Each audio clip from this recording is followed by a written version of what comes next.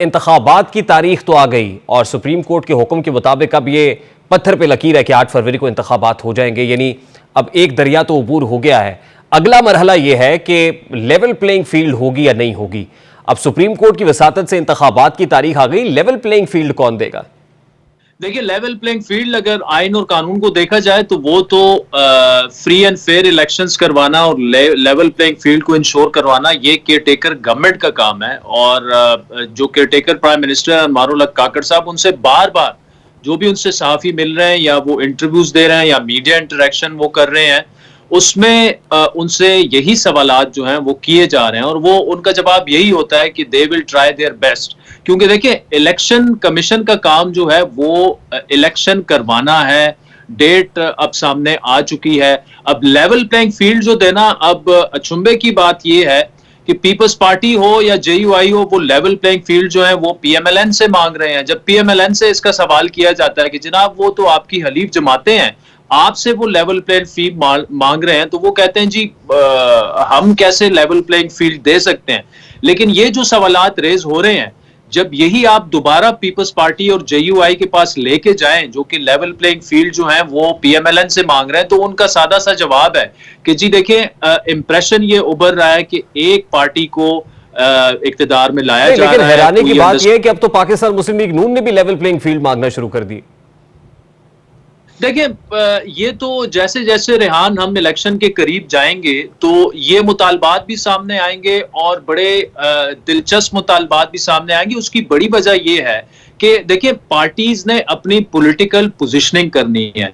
अब अगर तहरीक इंसाफ जितनी कमजोर हो चुकी है या जितनी वो सुकड़ चुकी है, अगर देखा जाए तो राइटिंग ऑन द वॉल तो यही है कि मुकाबला फिर इन 3 जमातों में होगा या 4 में होगा, जिनमें पीएमएलएन है, पीपल्स पार्टी है, जेयूआई है, जमात इस्लामी है, बाकी जो रीजनल जमातें हैं उनमें होगा। तो इन्होंने तो एक दूसरे के खिलाफ इलेक्शंस लड़ने हैं, पॉलिटिकल पोजीशनिंग करनी है। अब पीपल्स पार्टी, अगर आप देखें तो पिछला 35-40 साल की हमारी सियासी तारीख तो हमें यही कहती है कि बड़ी बिटर एक रही है रिलेशनशिप और एक दूसरे के हरीफ रहे हैं पीपल्स पार्टी और नून लीग।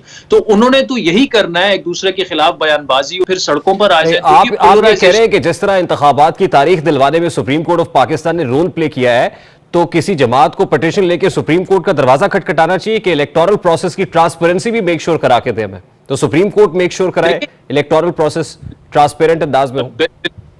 ये होना इसलिए चाहिए क्योंकि अगर इन सियासी जमातों के ये गिले शिकवे अगर जेन्युइन हैं, अगर इसमें वेटेज है, अगर वो सबूत और सब कुछ के साथ कोर्ट में ये साबित कर सकते हैं कि उन्हें लेवल प्लेइंग फील्ड नहीं मिल रहा, एक जमात को मिल रहा है, तो क्यों नहीं ये एड्रेस होने चाहिए। बज़ाहिर तो आपने जैसे कहा कि पाकिस्तान मुस्लिम लीग नून से जेयूआई या पीपल्स पार्टी या पीटीआई इलेक्टोरल जो लेवल प्लेइंग फील्ड है उसका मुतालबा करते हैं, लेकिन in true spirit in sense ये बुनियादी तौर पर जो लेवल प्लेइंग का फील्ड का मुतालबा है, ये हमारे यहाँ होता किससे है?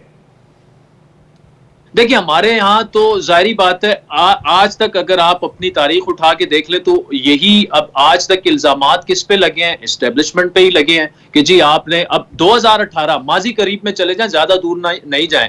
अब ये तो ओपन सीक्रेट है कि उस वक्त इमरान खान को लाने के लिए नवाज शरीफ को गिराया गया और उसमें कौन कौन इस्तेमाल हुआ। उसमें एस्टेब्लिशमेंट भी इस्तेमाल हुई, उसमें जुडिशरी भी इस्तेमाल हुई, उसमें आपकी ब्यूरोक्रेसी भी सारी इस्तेमाल हुई।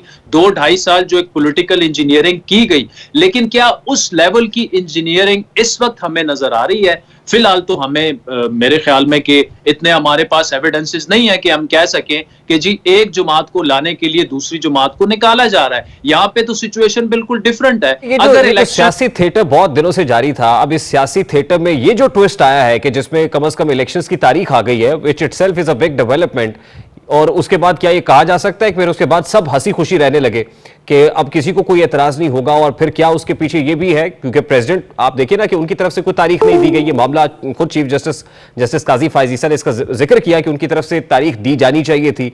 इलेक्शन कमीशन जो उनसे मुलाकात के लिए नहीं जा रहा था वो भी पहुंच गया, मुस्कुराहटों का तबादला भी हो गया। तो क्या तहरीक इंसाफ को भी प्रेसिडेंट की वसातत से कोई ना कोई श्योरिटी, कोई ना कोई गारंटी लेवल प्लेइंग फील्ड की दे दी गई है? आपके सोर्सेस क्या कहते हैं?